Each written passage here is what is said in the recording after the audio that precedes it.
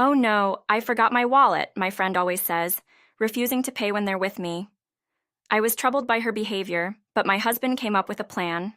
I decided to act on it and took her out. "I forgot to buy something," we said, and left the place. We then put our plan into action. Will it work? I wonder. I'm Addison, and I'm 34 years old.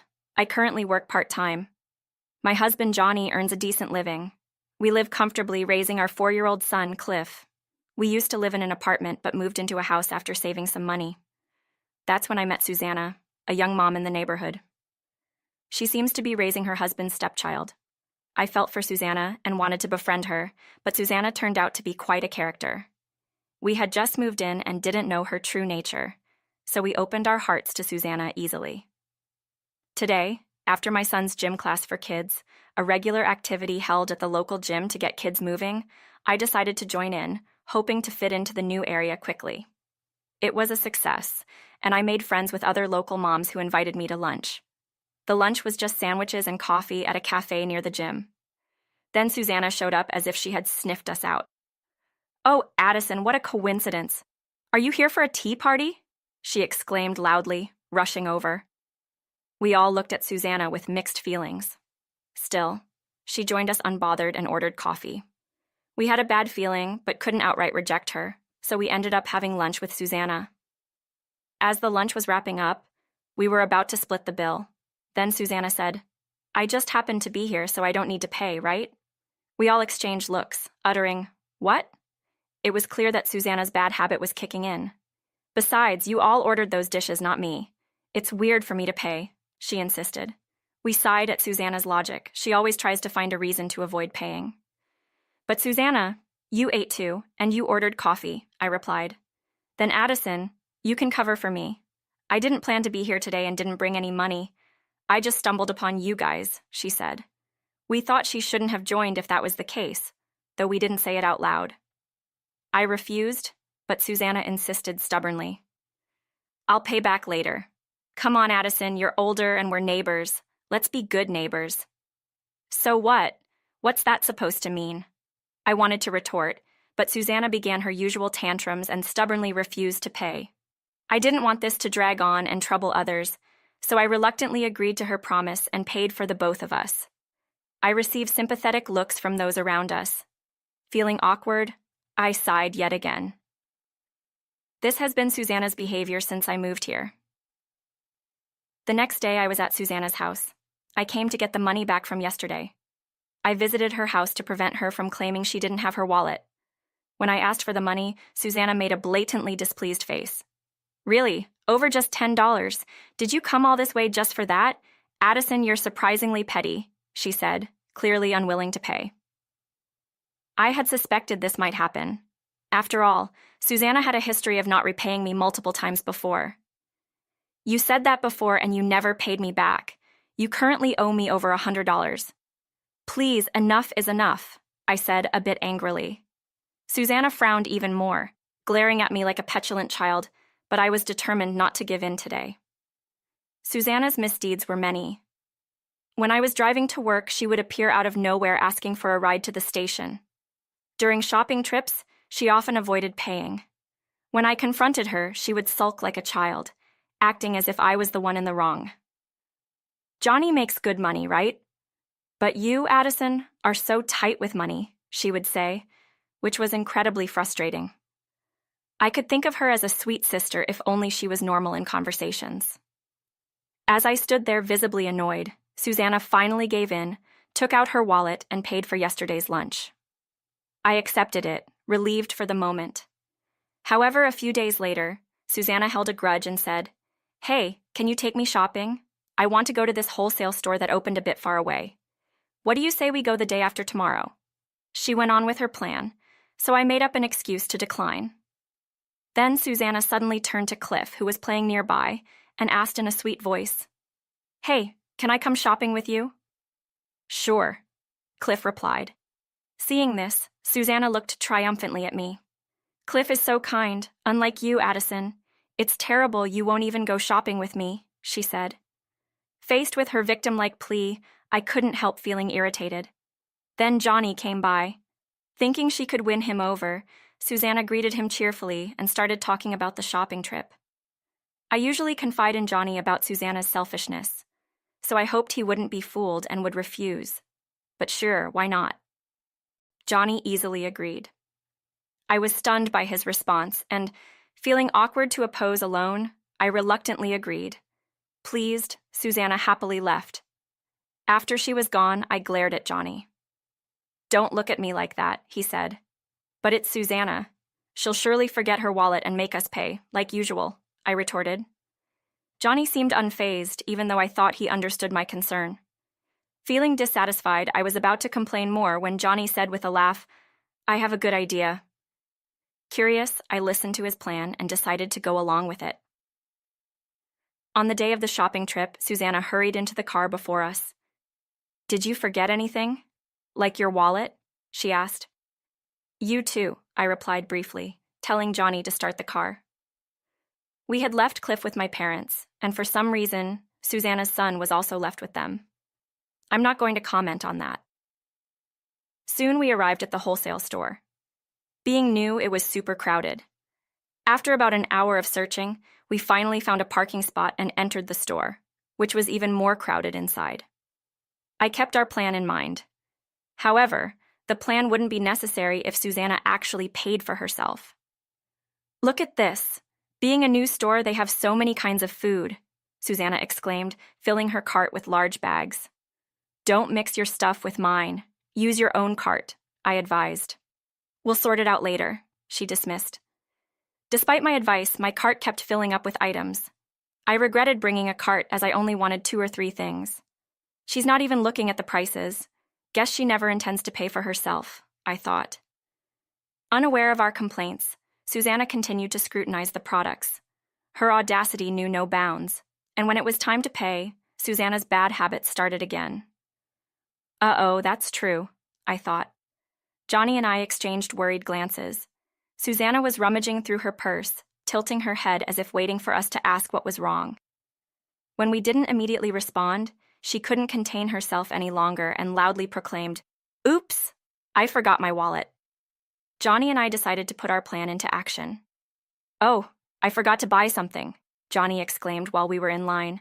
I went along with him, saying, "Oh, that's right," agreeing with him. Susanna, who had been searching her purse, turned to us. "Could you go grab it?"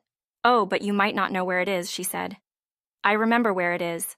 "Susanna, can you watch the cart while we go back?" I said, pushing the cart towards her. Susanna reflexively took it. "Huh?" she asked. "We'll be back before our turn comes." "You sure? I don't have my wallet, remember?" Susanna said, reluctantly agreeing to keep waiting in line. Johnny and I shared a knowing smile, making sure Susanna didn't see. Then we hid behind shelves and people, keeping an eye on Susanna. It seemed our plan was working. How long will she wait? Given the amount of things she has in the cart, she won't be able to say she doesn't need them when her turn comes. We chuckled mischievously to each other. Susanna always relied on my wallet. There were times when she made up an excuse and left early if I said I wouldn't pay. Remembering this, Johnny suggested we do the same to her. However, we agreed that if Susanna showed any intention of paying, we would let it go this time. But as expected, as soon as she got in line, she announced she had forgotten her wallet, probably hoping we would pay for her. I could easily guess this would happen, especially since she seemed to hold a grudge over the money from the last lunch. Sensing that we weren't coming back, Susanna began to look around anxiously. She stayed in line, probably thinking of what to do if we returned. Seeing the line move forward, Johnny and I decided to proceed with the next phase of our plan. "Sorry, Susanna. My mom just called with an urgent errand. You know she's watching her kids and she can't leave the house right now, so we have to head back home." I called Susanna and told her this. Susanna's voice showed her shock and panic. Wait. What about payment? I forgot my wallet too. Hurry back and pay before you go." "We're in an age where you can pay with your phone, right? Figure something out. Besides, most of that shopping is yours. If you don't want to pay for our few items, just take them out of the cart. It should be quick since we only had 2 or 3 things." Susanna's voice grew more irritated. "I don't have any way to pay. Come back now or at least leave Johnny here." Johnny, grabbing my phone, spoke in an exasperated tone. I have to help with the heavy lifting. Sorry, but you'll have to take a cab back. It's urgent. Or maybe get your husband Phil to pick you up. Susanna was at a loss for words. We knew Susanna was wary of Phil, having heard from other local mom friends who had been victims of her antics that Phil had once scolded her sharply.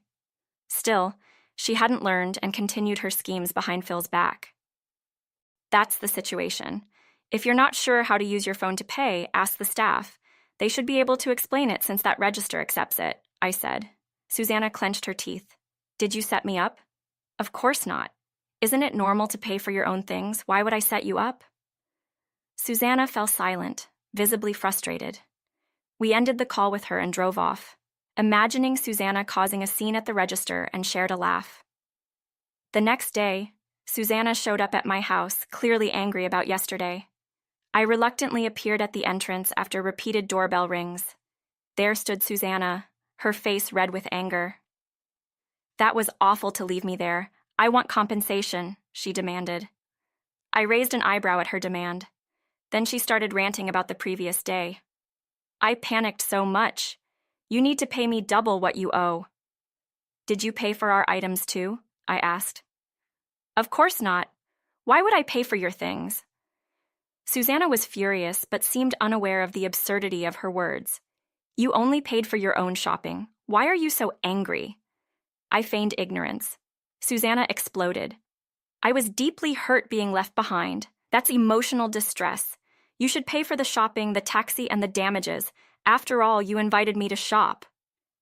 I frowned at her unreasonable words, especially since she twisted the story to make it look like we invited her. Feeling ridiculous for even engaging in this conversation, I was astounded by her audacity. Unfazed by my reaction, Susanna threatened, If you don't pay, I'll tell the neighbors how awful you are. Think about what will happen to your fancy house. Pay up if you don't want that. Faced with Susanna's unreasonable behavior, I felt it was time to reconsider our relationship. Just then, a familiar voice was heard. Hearing it, Susanna's face turned pale, and she spun around. Standing there were Johnny and Phil, chatting and walking together. What? How come? Susanna exclaimed.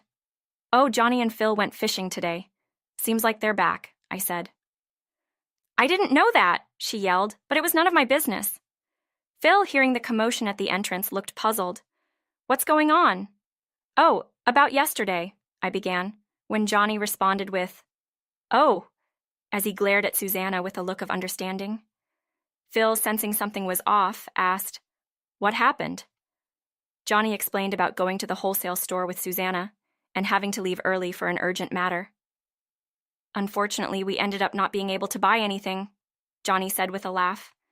That's unfortunate, Phil responded with a smile. Then he turned to Susanna. So, what about it? He asked.